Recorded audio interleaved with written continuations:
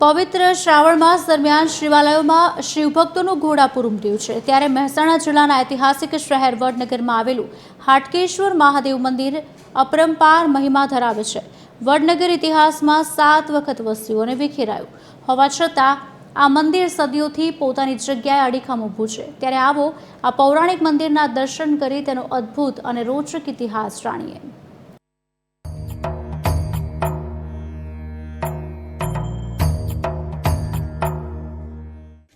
વડનગરનું ઐતિહાસિક હાટકેશ્વર મહાદેવ મંદિર આશરે 2200 વર્ષ જૂનું છે।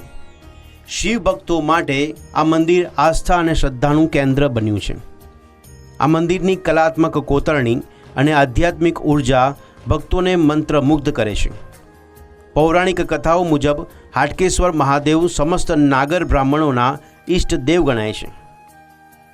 પૌરાણિક માન્યતા મુજબ અહીંનું સ્વયંભૂ શિવલિંગ પાતાળ સુધી જોડાયેલું હોવાની તથા પૃથ્વી પર સૌપ્રથમ શિવલિંગ પૂજા અહીંથી શરૂ થઈ હોવાની લોકવાયકા છે।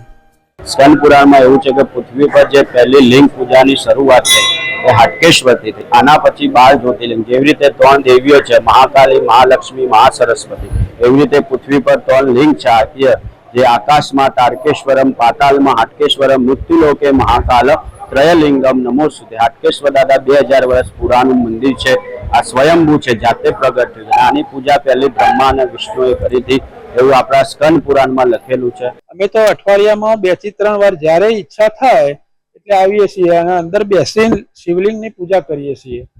એટલો આનંદ અને એટલો સુકૂન મળે છે કે તમે કોઈ એની સીમા નથી।